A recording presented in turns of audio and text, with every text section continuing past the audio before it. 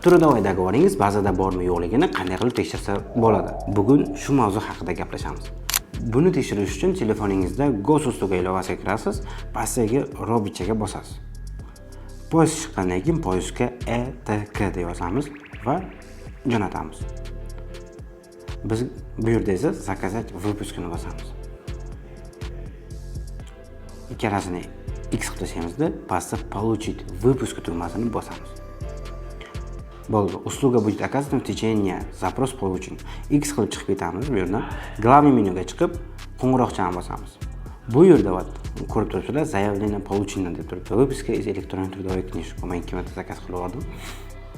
Va mana shu bir kunning ichida ko'rib chiqiladi va pastdagidek usluga оказано deb qo'yadi. Usluga оказано degandan keyin bosib ichkariga kirasizda, pastga tushib PDF formatdagini ochasiz.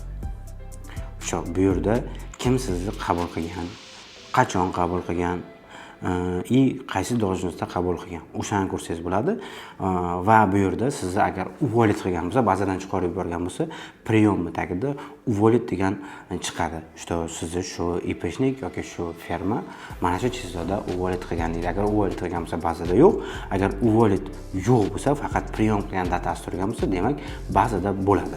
Video foydali bo'lgan bo'lsa, like bosishni va profilga obuna bo'lib qo'yishni unutmang. Chunki bundan keyin qiziqarli va foydali kontentlar chiqishda davom etadi. Videoni esa Rossiyada ishlab yurgan do'stlarga jo'natib qo'yinglar.